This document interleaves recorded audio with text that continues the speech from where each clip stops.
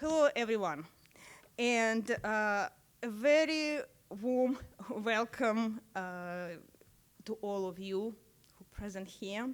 And it is an honor for me, especially because I've heard a lot about our special guest today.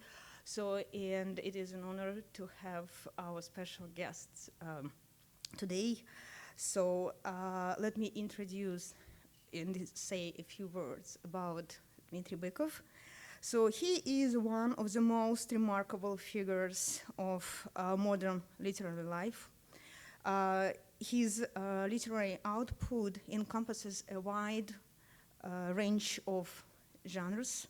He is the author of more than 70 books, including collection of poetry, satirical verses, literary criticism, biographies of different famous people, writers, and novels.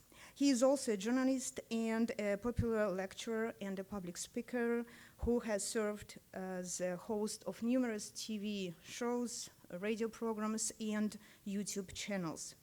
Dmitry Bykov is also one of the Russians' best-known public intellectuals. His satirical poems and political criticism often take aim at Russian President Vladimir Putin's, and of course Putin was not very amused and happy about that. One is due to the political situation and political oppression in Putin's Russia, many of the most popular and prominent members of the political opposition are either in jail, for example, Alexei Navalny, or in exile. Thousands of Russians fled the country, especially after the Russian invasion of Ukraine in February 2022. And while also opposition main media had to close or move abroad. Dmitry also had to leave Russia as well. Since 2021, he has been residing in the US. Dmitry has been a visiting lecturer and a visiting scholar in many universities, including Princeton University, California University, Cornell University, and other places. And today, Dmitry presents his lecture, The Genesis and the End of the Putin's Myth. Please welcome Dmitry Bykov here. And just how probably we can also proceed. If you have questions, we will have question sections after the lecture, but also if you prefer, I have pencils and paper, and you can write questions and pass it to me, and I will pass these questions to Dmitry after he finishes his talk. Okay.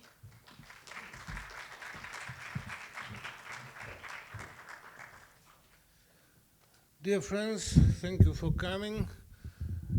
After such a presentation, the best thing I can do is to run away immediately, not to disappoint you.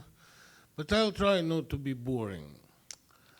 I'm teaching in Cornell now. I'm writer in residence. I'm teaching creative writing. And I live at the same street where Nabokov was completing Lolita. He was my neighbor. And that's the reason I like one of his phrases. I am the great thinker, a delicious writer, and a poor speaker. In my case, just a grade below, I'm a good thinker, a mediocre writer, but very fruitful and prolific, and a very lousy speaker. You will see a kind of improvisation where when I answer your questions, but I prefer reading. I'll read all this lecture because, you know, it's a chapter of my recent book, which is called VZ.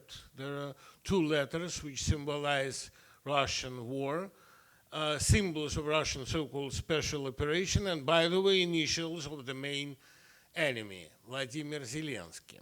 So I try to compare two myths, two legends of Russian Vladimir and Ukrainian Vladimir, who are not only enemies, but just opposite persons in this myth. You know, I read very quickly, and it's much simpler than speaking, and that's the reason sometimes I'm not understandable. If you have any questions, or if I should read slower, or if you want me to stop, just let me know. You are the hosts, the masters, and I'll do everything you like. In American biographical literature, they like to insert all sorts of fascinating stories into the narration to revive the reader's attention.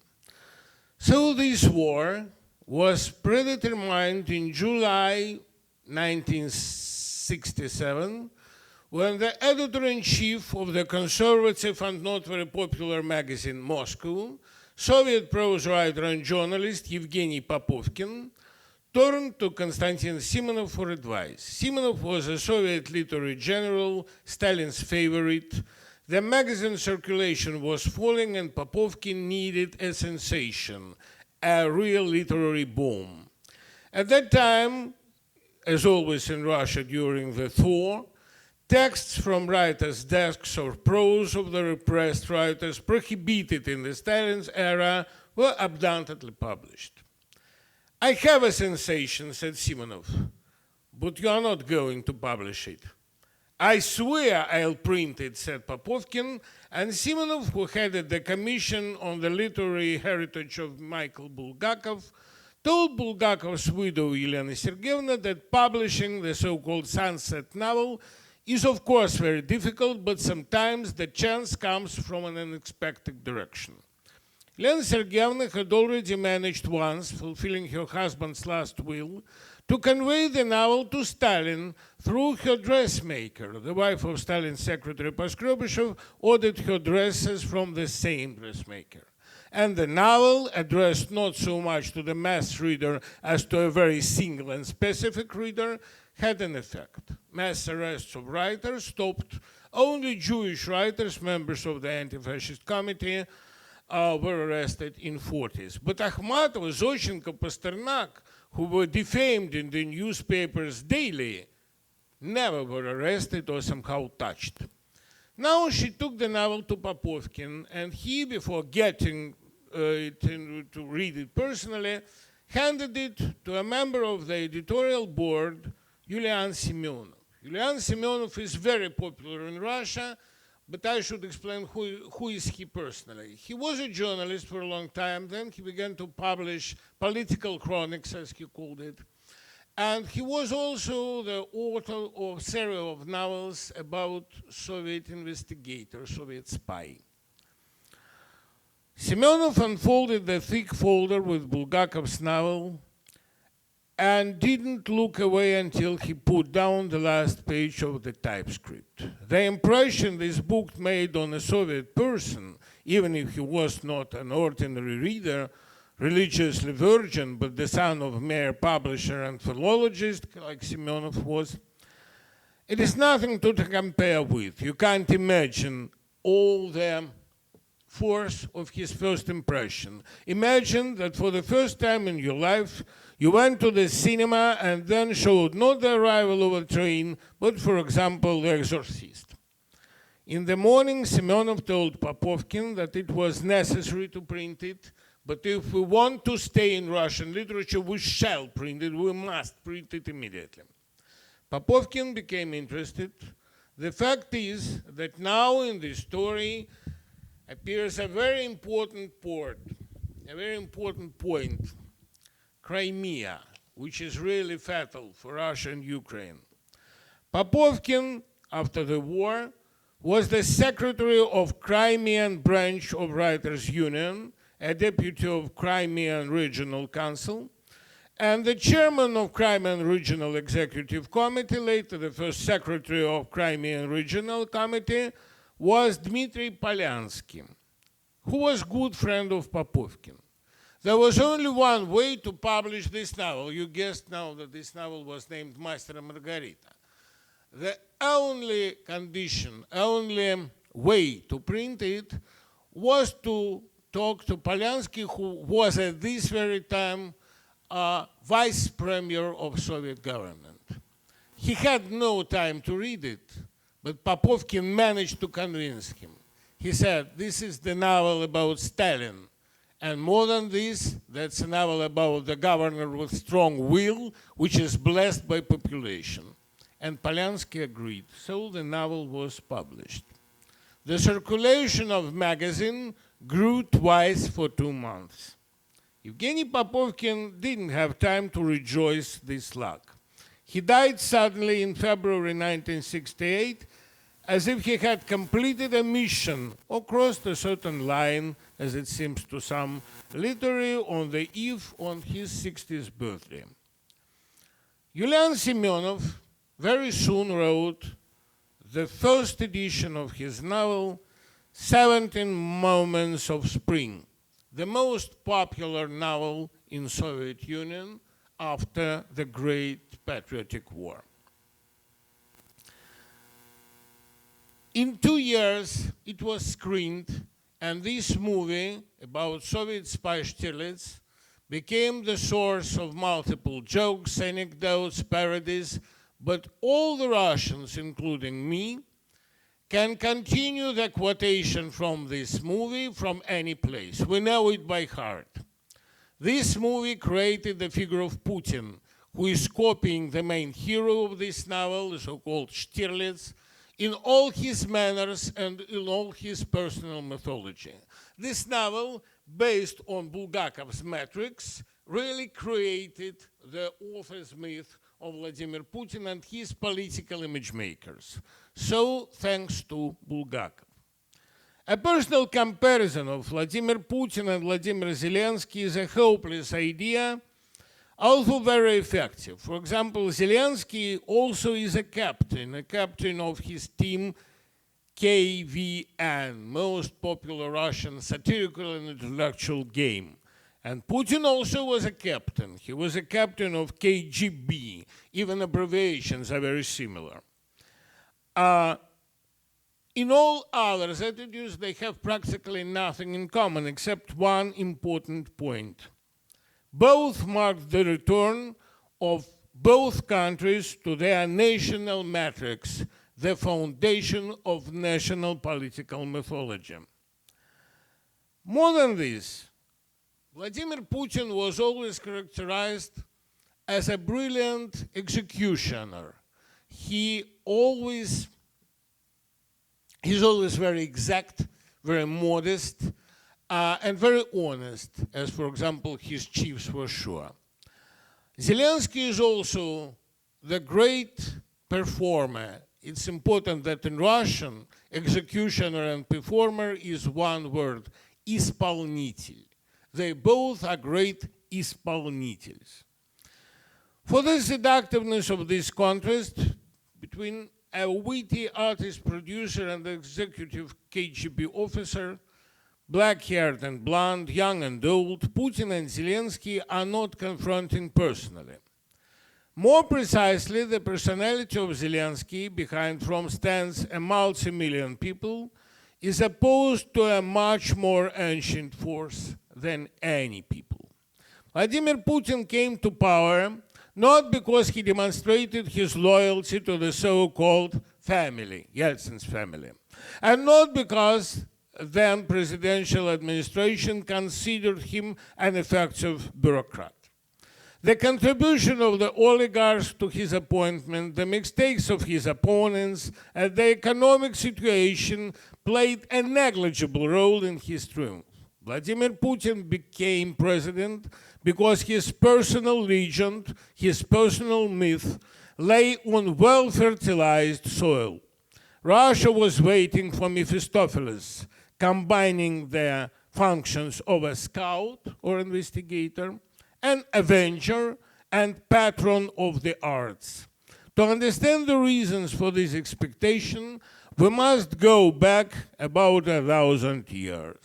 Throughout human history, there have not been many major auto-descriptive myths. By the way, the myth, what is, for example, I love to ask this question to students, what is different between the myth and the tale, you see?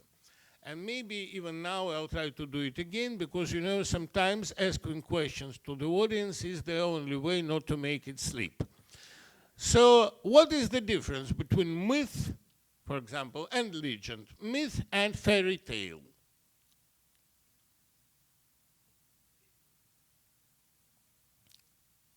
Yeah, sure. Yeah. You have a rising hand.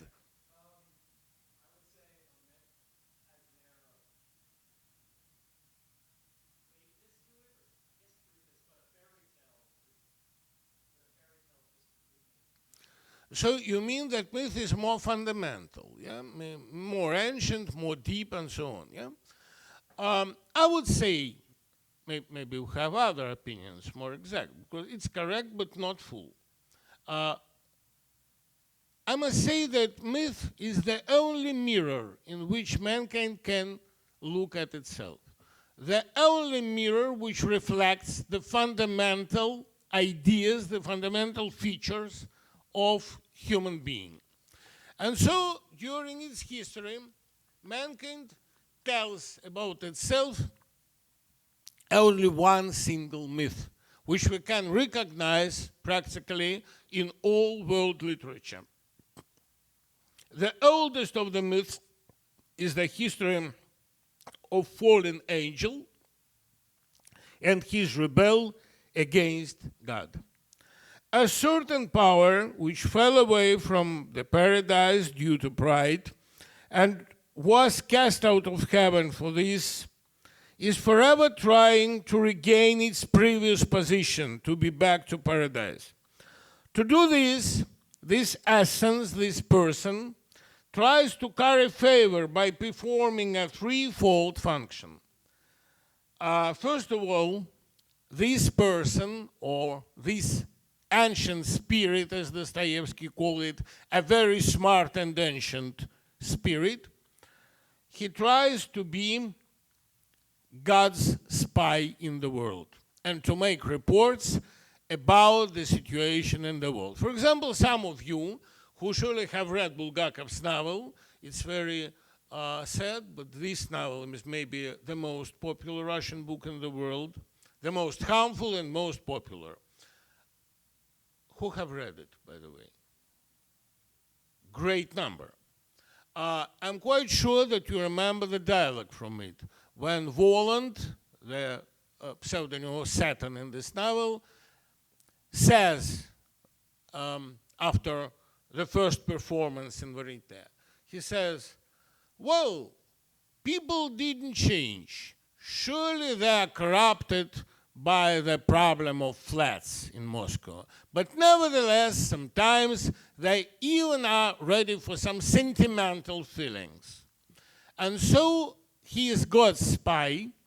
He wants to be his spy and to make reports about the situation on earth, because maybe God itself has no time to look at it. The second function is avenger. And when, for example, God has no time to punish the most cruel and most weird persons, Satan is a good executioner for them. And then the third function, he is the patron of arts. In the world, sure, in this abyssal world, which is denied by God because too boring and too cruel for him, there are some talented people. And Satan cares about them. He gives them maybe a kind of help from somewhere, like Voland helps to master, or, for example, like other strange creations, like Yevgraf Zhivago, for example. Yevgraf can be translated as good for writer. He helps him also because he is his mystical benefactor. And Satan always is a benefactor of the artist, like in Faust, for example, or like Dr. Faustus by Thomas Mann. You always remember it. You know, Satan is the best benefactor for the writer because he's practically almighty. And then when the writer is disappointed, he also can say that he denies their treatment and begins to work in his own way. I think Bulgakov, in his personal life, was really sure that Stalin was his personal benefactor, his defender, for example. He was sure that Stalin is reading all his books, and that Stalin, we know it exactly, Stalin visited Bulgakov's famous play, The Days of Turbines, more than 15 times. He loved it because maybe he felt some nostalgia for old Russia and for Tsarism. And Bulgakov was sure that Stalin defends him on the envious colleagues. The resolution of this myth is happening before our eyes, but there is a key point in it. The Son of God is sent to earth to correct the situation as if an improved and God version of Lucifer, a kind of Lucifer of new type. He frees Satan and reconciles him with the Lord, but we know very little about the details of this process. Now again the question for the audience. We know two versions of this myth of fallen angel. In the Bible, it is called Lucifer, which can be translated as a person who borrows light, a light borrower or light holder. And in antique version, in Greece, for example, we always have the myth about a rebellion against the god, or the main god, the god of gods, who is also the bearer of light. Who is this person? Exactly. Prometheus, exactly. By the way, who knows how to translate Prometheus? Lucifer is the bearer of light. Who is Prometheus? A smart guy, a guy who can predict everything, yeah? So we know about Prometheus, the end of his fate. He was punished, and then the Son of God came to make him free. Who was this Son of God?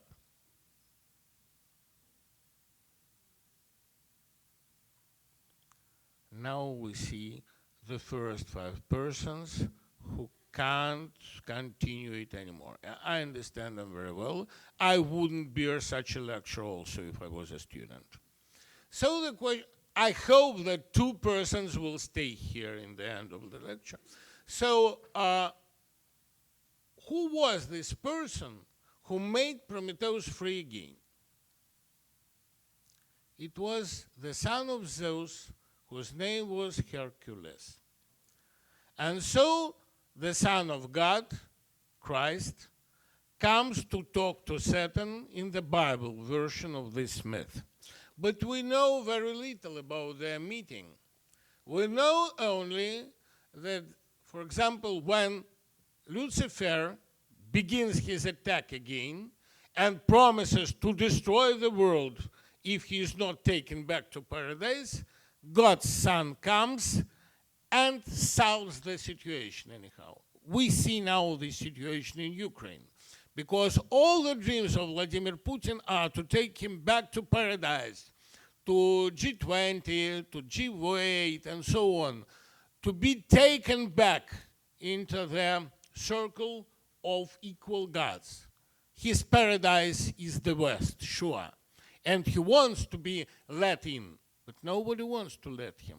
So his promise is, if you don't take me the place in paradise on your right hand, I'll destroy your world. And he is ready to destroy it at any moment. He wants to press the button because there is no other way for him to avoid responsibility. Let us note that there lies Lucifer and his ancient counterpart Prometheus, also a bearer of light.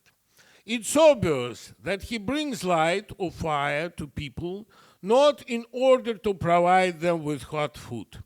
He is going to make them his army and lead their campaign against the gods or the single god.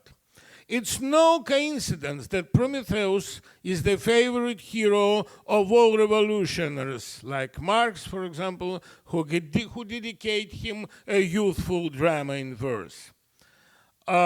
The Faustian construction, the master under the benefactor under auspice of Satan, was leading not only in Thomas Mann's novel summing up German history, but also the main one in the Soviet texts, The Stone Flower by Bajov, the novel by Bulgakov, and in the 60s, in Strugatsky's famous novel, It's Difficult to Be a God.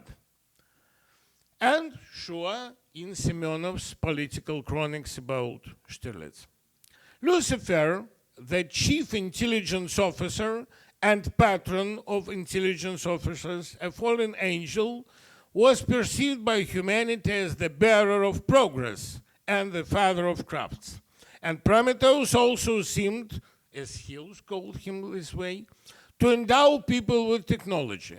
The trouble is that this is a technique of self-destruction, not development. And under the guise of progress, Lucifer brings the very thing that Dostoevsky warned about, complete enslavement under the slogan of complete liberation. All of Lucifer's technical progress is needed solely to limit freedom. It was nothing to do with the creative spirit, but has something to do with comfort. The essence of every Lucifer, or Louis Cypher, like in the movie Fallen Angel, no matter how proud a fighter against God, and in a broad sense a progressor, we will need this word progressor many times, is actually conservative, stopping development, and every progressor, every agent of progress is a representative of secret service, the secret police, imposing his idea of the norm on the masses. Every Lucifer is an intelligence officer and patron of the arts in one single person. The image of Walland received decisive development in the 60s. At the time 2K texts appeared, practically in 1 year, 1966. Because in Strugatsky's novel, It's Difficult to Be God, I'm sure nobody read it here, but maybe there are some Russians who have heard about it. This is very famous now in Russia. You know that this agent, who is called Rumata of Astor, the agent of Earth on some alien planet, he also has these three functions. This novel was really very popular in Russia at this moment. Rumata, first of all, helps to the priests or artists or, for example, political thinkers of this planet. This planet lives in some ancient times and it's very wild. But there are some great artists, painters, and more than this, even political thinkers. Rumata helps them. Sometimes he takes them and brings them to the earth to save them because the king of this country is rather reactional. Then Rumata punishes the most weird person of Savarkandar. And then he is a spy who sends his reports to the earth about the situation in Arkanara. He has many features in common, many similarities with Stirlitz in Semyonov's novel, The Soviet Spy in Germany, and very many similarities with Walland, sometimes literally coincidences in their rhetoric. We all know that Lucifer is always very skeptical about people. I should say he hates them. He doesn't believe of them. Sure, people are not his environment, not his sphere. He wants to talk to gods, and he used to be an angel. Hating people, he doesn't believe in them at all. He's sure that they need only comfort, only kindness, only stability, and that they're not ready for real spiritual life. That's the reason that if people are not obedient, he is quite ready to destroy the world and to kill everybody. Just remember the state in which Walland leaves Moscow, which is really very stormy in the day of his flight. Then the state in which Stirlitz leaves Berlin, which is totally destroyed, and the state in which Rumata leaves Arkanar, where he killed practically every second. Walland is practically omnipotent, but he is omnipotent only in the world where the person remains a slave. Like the majority or privileged like Faust. No changes are possible in this world. Rumata Istorsky, Rumatov Istor, speaks about this directly. Evaluate the parallels in Rumata's dialogues with priest and scientist Buddha in the novel, where he talks about his own inability to help people, where he says, I refuse to help you. And, for example, Stiglitz talks to pastor. The exceptional capabilities of Woland, Rumata, and Stiglitz, as well as their superhuman status, are possible only in Moscow, Berlin, and Arkanar, in the countries of slavery. Freedom destroys them totally because they become omnipotent only in the country where nobody can help themselves. They need slavery to be the chiefs of this crowd. Stiglitz, Woland, Rumata come to the terrible world of Berlin, Arkanar, and Moscow as retribution.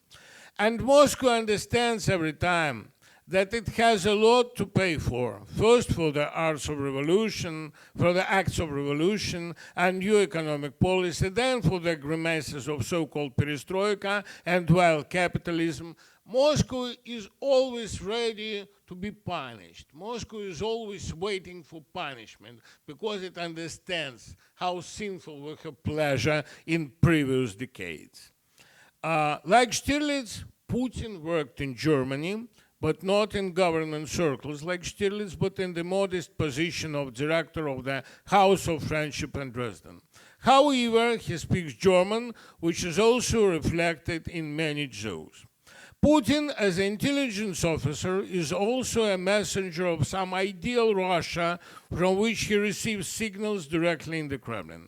In the meantime, he patronizes professionals whose talents can be useful primarily in the military sphere, and conducts long theological conversations with priests, among whom the most famous is his personal confessor, a graduate of the screenwriting department of Soviet Institute of Cinematography, Tikhon Shevkunov.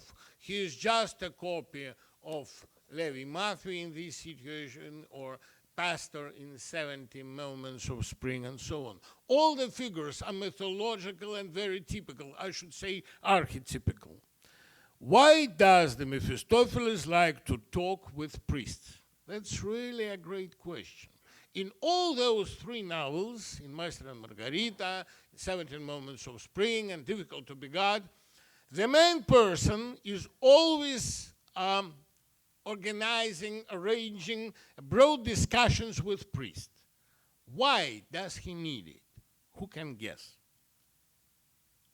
Putin really is very fond of speaking with priests. Surely they are not natural priests because they believe in something satanic. Russian official belief has nothing in common with Christianity. But nevertheless, Putin is really very fond of speaking with official priests. They have long theological discussion. Why? Yeah?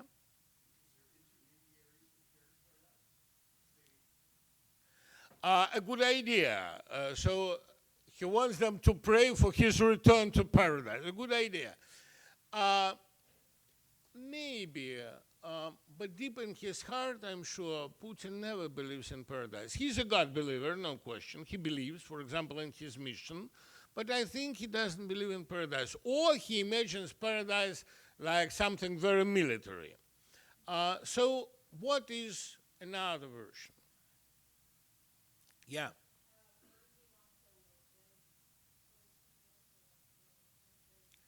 A brilliant idea. If I see him sometimes, I'll tell him about this. Sure. I think that he is more ordinary, more simple. He wants to get the official sanction from the church. He wants to give a kind of final rehabilitation, a kind of allowation to continue his work. Moral sanction from the official church, because Lucifer is always sure that he is the only true friend of God, that he is his agent, that somehow God loves him. And maybe his exile is just a version of this God's love, God's patronizing on him. And so that's the reason that all the devils in all those novels love to talk to priests to get a kind of their rehabilitation. We want you, we love you. You are God's ambassador in this dirty world. That's the thing which Putin loves to listen from his official priests. All Strugatsky's text, devoted to progress and progressivism and progressorism, and first of all, the first novel on this topic, An Attempt to Escape, prove that the course of history can be changed. These desperate romantic attempts can do only harm. This is how Stirlitz saved the great physicists and Professor Pleshner, for example. That is how Beria created a closed institute for the genius of Soviet physics. You can't change history, but you can give an escape to the most talented scientists. And by the way, in their circles, they understood everything very well. They were really advanced readers of literature, and especially of mythology. Landau, Tam, Kapitsa, in their circles, called Beria not only their benefactor, they simply and strictly called him Mephistopheles. And by the way, in Dr. Faustus, and more than this, in famous poem by Goethe, in Faust, we see that among all the spirits of skepticism, of cynism, Mephistopheles is the most pleasant person for God. He's a real pleasant conversationer. It's fine to talk to him. He is smart and somehow witty. And that's the reason that Beria is maybe the most talented, the most original, and the smartest persons in all Stalin's circle. We can say that Beria saved Landau, that Beria saved Sakharov, and Sakharov surely didn't like him, but he had to know, he had to acknowledge in his memories that Beria was the only person in all Soviet government who tried to understand physics, who tried to talk to them, and even to be helpful for them. He was not a total executioner. He had some ideas, and after Stalin's death, he tried to begin reforms, but his friends, so-called, killed him very soon. Maybe they have the total, the main common similarity. They were trying to make friends with artists, scientists, and so on.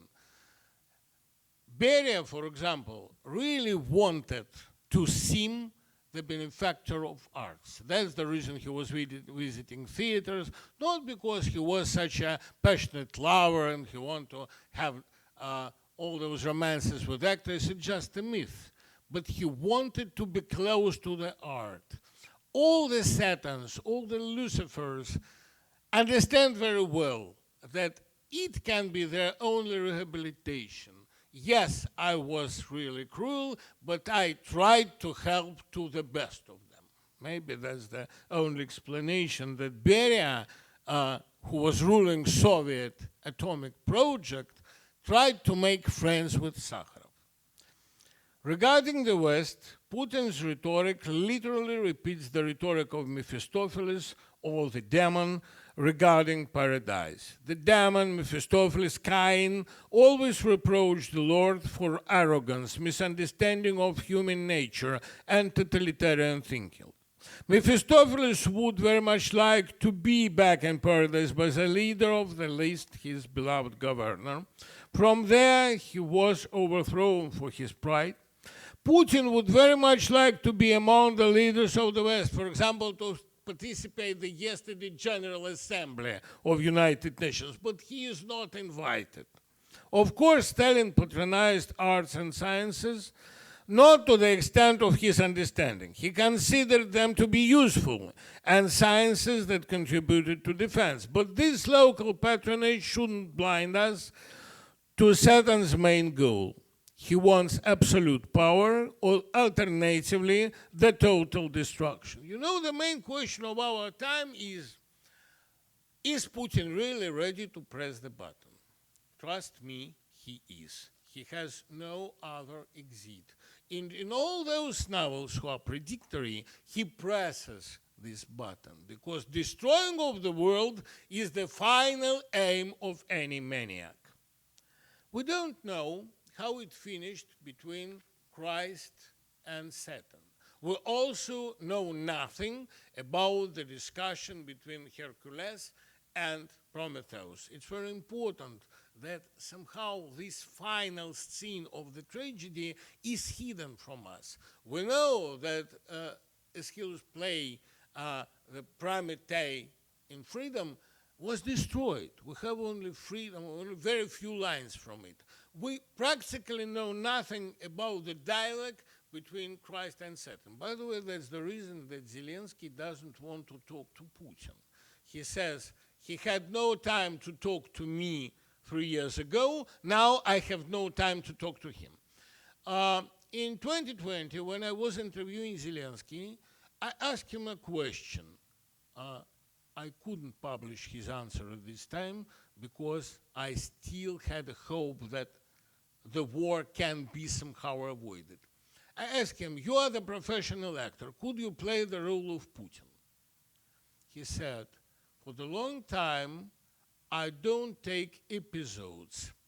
And really, this role is episodic, is of no significance for the world. Maybe he understood very well that in comparison with him, Putin is just a very small figure and nothing depends on him. He also plays his own role in the myth. We can remember, we can recollect this dialogue between Christ and Satan as Matthew described it, Matthew. Then Jesus was led up by the Spirit into the wilderness to be tempted by the devil. And after fasting 40 days and 40 nights, he finally felt hungry. And the tempter came and said to him, if you are the Son of God, command that these stones become bread. He answered, it is written, man shall not live by bread alone, but by every word that proceeds from the mouth of God. Then the devil took him to the holy city and places him on the pinnacle of the temple. And he said to him, if you are Son of God, throw yourself down. It is written that angels will save you. And he said to him, it is written, thou shalt not tempt the Lord thy God. Again, the devil took him to a very high mountain and showed him all the kingdoms of the world and then glory. And he said to him, I will give you if you shall worship me when fallen. Then Jesus said to him, be gone, Satan. It is written, worship the Lord your God and serve him alone. There is a very important difference. Those last words from Christ to Satan are, in some translations, get away, Satan. In some other translations, go by me, Satan, or go with me. That's the most principal difference, and that's the reason we still don't know how this final struggle will be finished in this concrete case. What shall Zelensky, as the leader of struggling Ukraine, say to Putin? Get away from here, or go with me. We still don't know what is the salvation of this contradictory.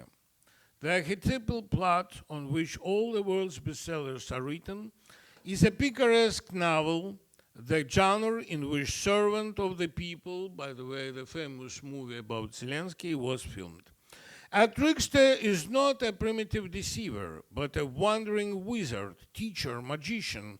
In a word, trickster is maybe the archetypal figure of Zelensky. You know that now we have the typical contradictor between Satan and merriman, between Satan and wandering magician. We know the 7 notes, the 7 fundamental features of any picaresque novel. By the way, the most popular picaresque novel is the Bible, because the main person, the wandering trickster, never repeats his jokes, his tricks in one city. Like Zelensky, who said, wandering actor wanders only because he doesn't want to repeat anything. I think that Zelensky understands very well, not because he never thinks he's son of God. It would be a kind of mania grandiosa. But he understands very well that he plays this role. And as any good actor, he believes in his role, he believes in his heroism, and so he plays it greatly. You know, one of most popular scientists of our time, Alexander Filonenko, the Biblist from Ukraine, said, it's a great profit of the nation that Zelensky is an actor. He believed that he is a hero, and so he played a real hero. Like, for example, General Del Rovere in the famous movie by De Sica. So those 7 features of professional trickster are the following. First of all, he dies and resurrects, like Don Quixote, like Hamlet, like Christ, first of all. Because those novels or plays are usually written in dark times, and it's a kind of promise that good time will be back. For example, like Bible is written between antique times, the times of antiquity, and the time of Renaissance. Secondly, there cannot be a woman next to such a hero. She is always waiting for him somewhere in the distance, like Hartwick waits for Per Gynt, Nelle for Till Spiegel, and Gülcan for Hajan Sredin. She cannot share his journey with him, and that's the reason that Zelensky's wife prepares to be absent in all their interview. She was ready to talk to journalists only 3 or 4 times. She wants to be somewhere, because trickster can't have a wife, because he is always destroying or changing the world, and woman, sorry for sexism, is always trying to restore it, to make the net. Thirdly, next to such hero, we always have a stupid friend. Lama Guzak, Sancho Panza, Ron Weasley in Harry Potter, Dr. Watson near Sherlock Holmes. We have such foolish friend near Zelensky, for example. It's the chief of his office, Yermak, who always underlines his stupidity in front of the trickster. Fourthly, such a hero always have problems with relatives. He is a total stranger, an absolute stranger in his family. Christ's father is God, Gamlet's father is a ghost, Bender's father is mysterious Turkish subject, and so Harry Potter also have parents, but only as a portrait. He never saw them. Fifthly, the enemy of such hero is always a werewolf, a double agent. Judas pretending to be an apostle, a fishmonger pretending to be a friend of class, Moriarty pretending to be a mathematician. In Zelensky's case, it's Aristovich, as most Ukrainians think. Then all those texts, including the Bible, are written in the genre of high parody. High parody is not something funny or something merry. It's just a transformation of the genre, just an attempt to write the same story in the new context. Like, for example, Hamlet is just a parody on the chronicles of Saxon, the heroism of Denmark. Or, for example, the Bible has really very much in common with the New Testament, has much in common with the Old Testament, but sometimes Christ repeats the words of prophet in the lower grade, and sometimes even laughs at it. It's also a kind of parody. Like Harry Potter, for example, is parody on Dickens or Bronte, and so on. By the way, the famous movie which made Zelensky president, The Servant of People, it is a parody on official movies about simple guy from the crowd who became a president. It's very typical. that comedy, sure, is much more acceptable for people. When they read a parody, they understand the main idea simpler. And maybe being a parody, this movie, by the way, activated somehow in the brains of population of Ukraine the archetypes of Soviet movies of an advanced guy who becomes the leader of the people. And the seventh part of it, you always get a role-playing game based on this. The role-playing game based on Bible is going on all Christian churches. The role-playing game about Don Quixote is always played in Spain.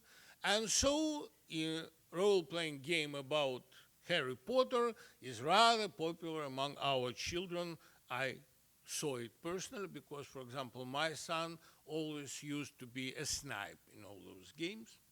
All 7 structural features, 7 plot notes of the Christological myth are present in the biography and political activities of Zelensky. His wife never participates in official meetings like Nelly Solvik. He has a friend's choir like Sancho Panza. Finally, I'm quite sure that Zelensky must disappear and resurrect. He will be re-elected. Then I hope he comes to Hollywood to play the main role in the biopic Zelensky. Then he gets Oscar, and maybe is back to Ukraine like Churchill, for example, who was replaced by Attlee, but then when the nation was feeling kind of nostalgia for him, was back in 6 years. We will be able to judge very soon how the dialogue between Christ and Satan is resolved in our case. So far, Zelensky's answer to all proposals for such a dialogue are negative now. But all the West tries to make these negotiations possible. I think they may be possible, but only after the last Russian trooper leaves Ukraine's borders. If we remember Prometheus Unchained, how can we not see an analogy with the mass Russian immigration? Maybe they decided to finally fork Russia away from its vast territory on which it is too dependent. The nation would move into a hugger state, a state of dispersion. The role of Jews in world history began only with their dispersion from Judea. And how much nobler is identification by religion and culture than by blood and soil? Maybe I'll create sometimes the party Dissipated Russia, which sounds greatly in Russia, Рассеянная Россия. Maybe it's better to belong to the world, and maybe now we're a kind of rechained and unchanged Prometheus. Maybe the salvation of story is the story of Russian immigration. If all this seems to you a clumsy attempt to involve mythology in the interpretation of a local war, remember that for historians like Josephus, Christ and Christianity were just episodes in the War of the Jews, written by Flavius. And today, Flavius himself is an episodic witness of the gospel story, whom we remember mainly because he mentioned Christ. Those who refuse to consider an actor from Eastern Europe as the savior of the world are reminiscent of those who asked, can anything good come from Nazareth? This is what Nathanael told Philip, according to John. Philip answered briefly, go and see. This is all the myth I wanted to retell now. Maybe you have questions, maybe you have objections, maybe you really don't understand what I am doing here to waste your time. And we are ready to discuss it and to explain it. If not, I'll be grateful for your 45 minutes.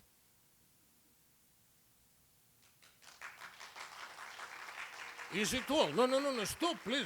We have to speak. Thank you. Yeah, sure.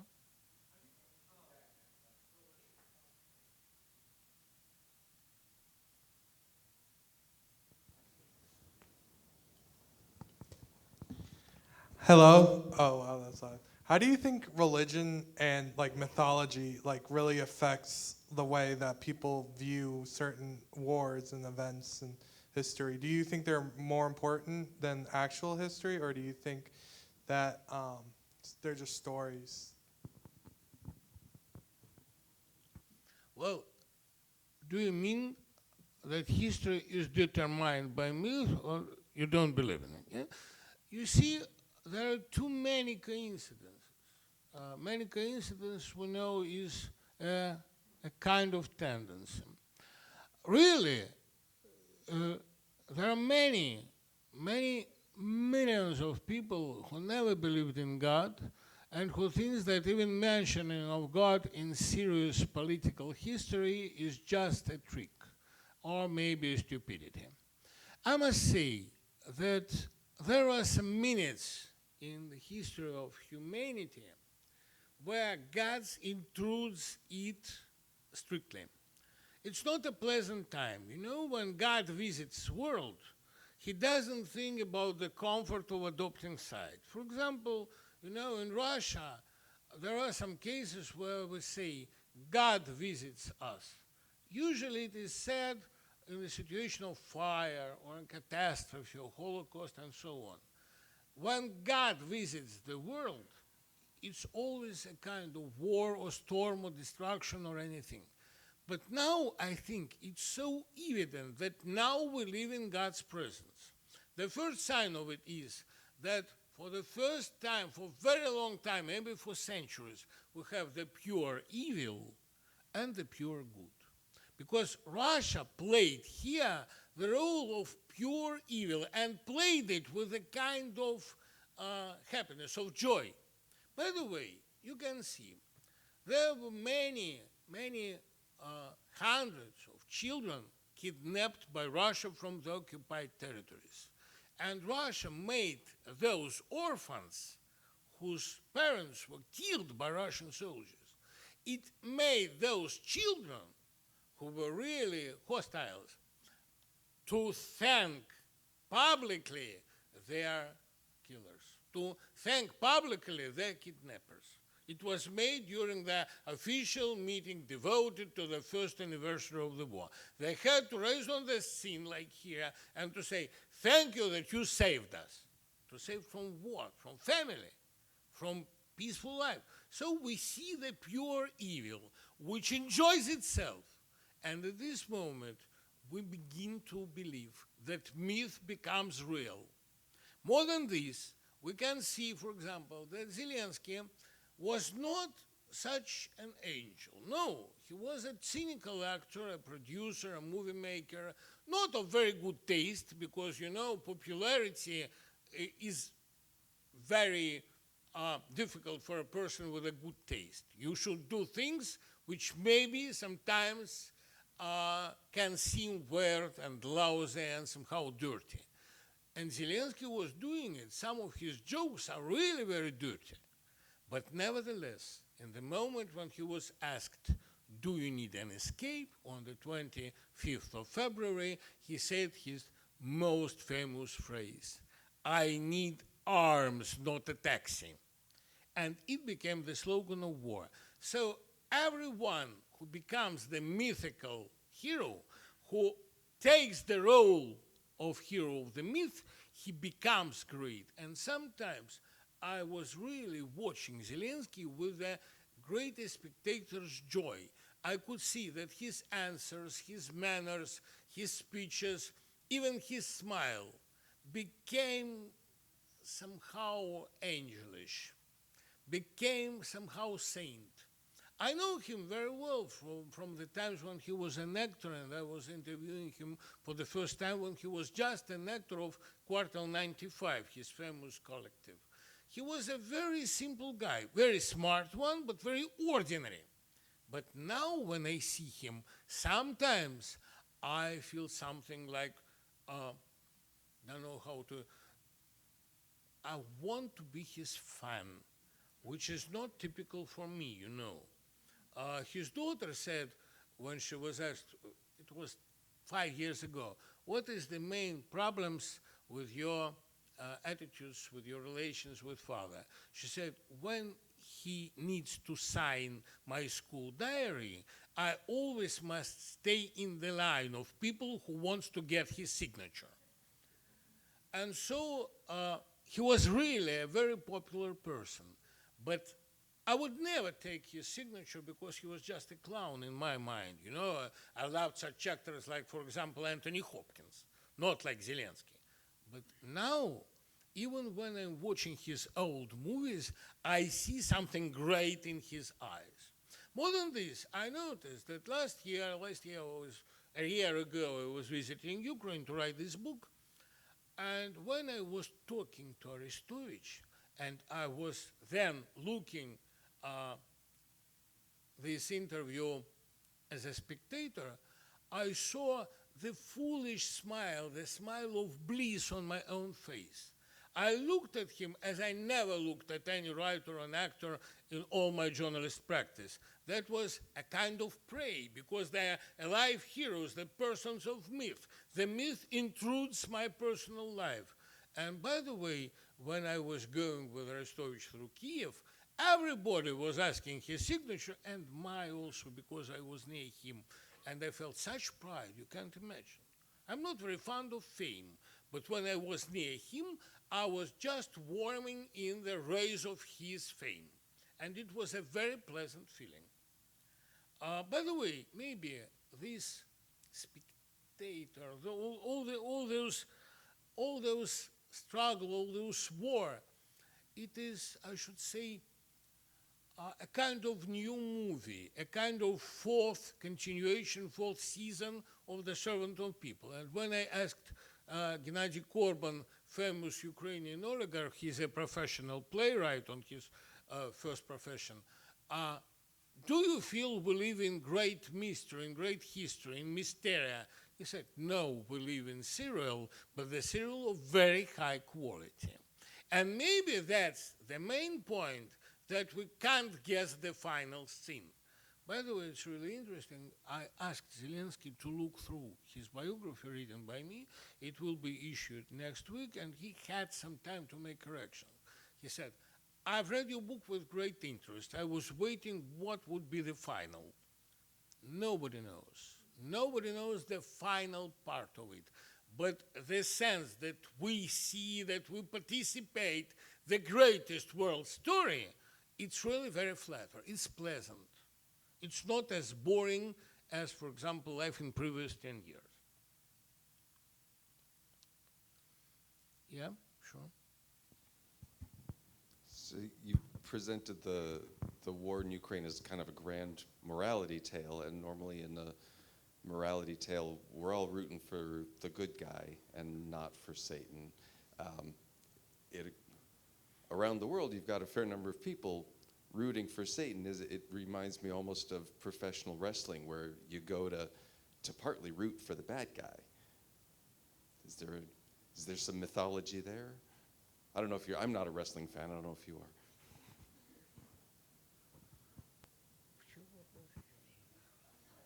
You know, as all writers, maybe I'm a bad speaker, but even worse, comprehender. And sometimes I don't understand what you say just from the distance. What was the question? About morality, yeah? So if you put on a morality play, and here's the good guy, and here's the bad guy, the audience all knows who to root for, and you like to see the bad guy go down. Around the world, yeah, a lot of people are supporting Ukraine in various ways, and there are other people saying, no, Ukraine is just a corrupt state. Russia is the state, right? You have people rooting for. Yeah, now I understand. Thank you. You know, it was even written literally in the last and so popular Hitchens column in Daily Mail. There is a quarrel between two corrupted countries. I can understand this point of view, because if you adopt the version of the last struggle in Christianity, something apocalyptic, it demands your personal participation and responsibility.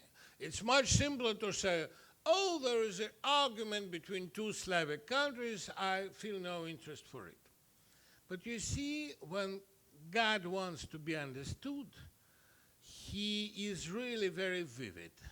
Everything is so clear. And the murders of civilians, of old men, of children, you can't say that Ukraine is corrupted when you see all those stories. The kidnapped and lost children, for example, all these poor old men on the roofs of their cabins just after their all this catastrophe with the electric station destroyed by Russians, which is proved.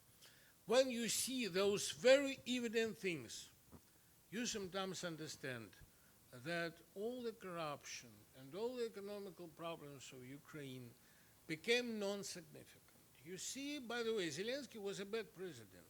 I can underline it also, I can acknowledge it. He was losing his rating every month. And more than this, he became with 70% of supporter, and 2 years later he had 20. It's normal, he could be re-elected, but he is an ideal president for such non-typical situations like the war. Because any system politicians, any typical professional politician would run away at the first moment of war. And maybe now he would be the head of some government in exile and would be just a very comic person, like most of Russian oppositioners who ran away from Russia. I understand very well that I'm practically non-significant in this story. I ran away because I had such possibility, and I know that being in Cornell is much better for me than being in prison. I am more useful here. But nevertheless, Zelensky is not a system politician. He's not a typical politician. And that's the reason he destroyed the situation. He cracked their metrics. Maybe that's the reason that we can see Ukraine not as a corrupted country, but a country who jumped over its limits, who shows now the examples of heroism. It's non-typical, and maybe this understanding, even in the USA, where nobody knows where this Ukraine is situated at all, and maybe it's too small in comparison with Russia, but nevertheless, even the United States, most of people write at their doors, I stand with Ukraine. Maybe, you see, that's not a quarrel of two countries. That's a fatal and maybe final struggle between archaism and modernity. And as we all belong to modernity and hope for some future, that's the reason that we must be on the side of Ukraine. By the way, you know, for example, in Russia, practically most of Russian crowd, Russian ordinary people, they never heard of the United States. But you know, there were such huge discussions about Trump. Trump is very far, but everybody understood that now we all participate in the great struggle of good taste and bad taste, which is maybe even more important for most people than archaism and modernity. There are some situations which you can't get rid of, which you can't avoid. You should participate in it. That's my only call to send donations for the military service of Ukraine. That's the only thing I can do for it. For example, I give most of my honorariums for foreign publications to Ukrainian armed force. I hope they defend me personally, and all the aim of my life, all the sense of my life. It is destructed in Russia, but in Ukraine it is saved. That's the reason I love even their corruption, because corruption is the sign of freedom. If you can pay for something, it's much better than military discipline and so on. There was no corruption under Nazism, but it doesn't mean that Nazism was better. Yes, sure. Thank you so much for a really illuminating talk. One of the things I really appreciated was your interpretation of Putin. And in my very limited exposure to Putin and these issues in the West, so often I encounter these articles, essays. What does Putin mean? Like, how do we interpret this figure? There's articles about, well, he sees himself in this historical genealogy that goes back to Peter the Great. Or in Masha Gessen's little book, which I read a while ago, so it's not fresh for me, but he's this kind of banal bureaucrat that is perfectly evil in that sort of bureaucratic way. And so hearing this sort of archetypal mythological interpretation is fairly new for me. What do you think your interpretation of Putin as this archetypal Lucifer Promethean figure offers that sort of these other interpretations? Because we constantly get what does Putin mean? What is he? Why is he doing what he's doing? What do you think yours offers that these sort of other interpretations of this figure don't give us? Yeah. A very good question. I can explain it. 2 points. First of all, I'm a real fan of Zelensky because he rehabilitated the creative part of population, actors, writers. There is such an opinion, very often opinion, that people like we can't rule the state. And Zelensky proved that in crisis situations, unpredictable situations, only we can rule the world. That's the reason I like mythological interpretations, because they somehow rehabilitate my God-believing, my feeling that the world is much more broad and understandable than those rude physical picture of it. It somehow rehabilitates my profession. That's the reason I like mythological interpretation. It has some promising. It gives such perspective for my life. It shows that death is not the final, and so on. And the second point, you see, there are such people, very respected including by many people, including myself. Many respected and autocratic and very popular people who says that everything in the world have rude economical reasons, that Putin is a bureaucrat and so on.